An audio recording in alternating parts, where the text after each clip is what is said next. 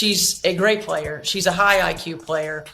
She adjusted really quickly to this league. Unbelievably quick to this league. And now it's about becoming not just a great player, but becoming a great leader for this team so that we can win not just a championship, but championships. And what does that look like? Stephanie White is ready to set the record straight, and she's not holding back.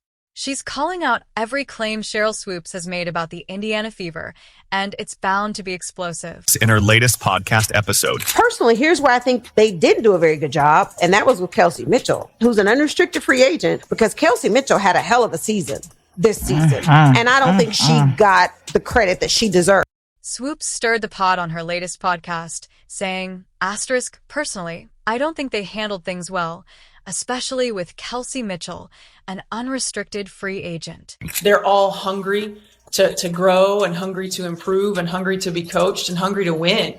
And when you have three foundational players and your big three that have that mindset, have that mentality, and great things can happen. She had an incredible season, but didn't get the recognition she deserved. Asterisk, White isn't just defending Mitchell's impact on the team. She's highlighting how critical she is to the Fever's success.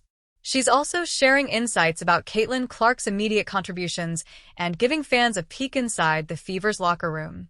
Her revelations promise to challenge and even poke fun at Swoopes' narrative, leaving no doubt about where the truth lies. So are you surprised by Caitlin Clark and the Fever's improvement since the Olympic break? 20 points, 8.4 assists, 6 rebounds. That's crazy. But 5.6 turnovers. Those are hell of a number. Those are hell of a numbers. But to me, that's not dominating. Let's rewind to earlier this year, when Sheryl Swoopes made waves with her Legends perspective on Gil's Arena.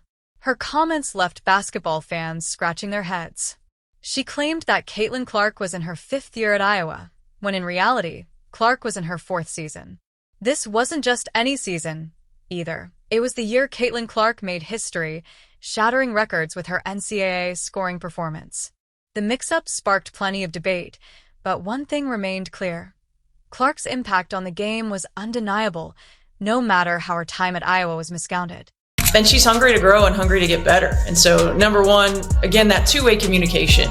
It's been a long time since I've played. So players that are on the floor, they know, right? Like they get a sense, they get a feel of what's working, what's not. My first conversation with her about X's and O's the other day, I was just like, okay, well, how do you want to improve? Like, what are some of the things that you want to improve on? And then we'll talk about how we want to do that. And then I talked to her about how I think we can use her to help her be more efficient. Help her be more effective, to help our team be better in general. It's also predicted that Caitlin Clark's game wouldn't translate to the WNBA. However, when Clark hit the court for her rookie season with the Indiana Fever, she proved Swoopes wrong in spectacular fashion. Clark's rookie stats were nothing short of remarkable. 19.2 points, 5.7 rebounds, and a league-leading 8.4 assists per game. Her performance earned her the Rookie of the Year title and a spot on the All-WNBA first team, silencing any doubts about her ability to shine at the professional level. I've never seen in the NBA a player that can throw the ball ahead on the break better than her. Or him. Anyone. I had Isaiah. I had Hall of Fame point guard. Never anyone better than her.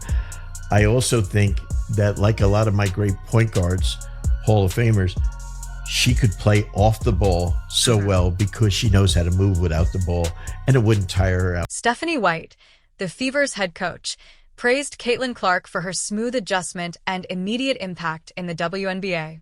White saw what Sheryl Swoopes couldn't. Clark wasn't just excelling individually.